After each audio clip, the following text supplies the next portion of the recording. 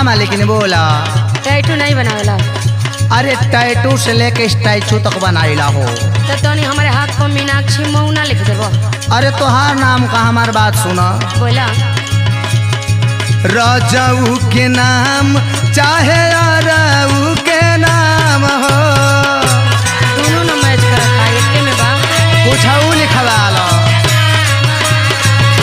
रमेश को गोदवैली है अबे तो। अच्छा।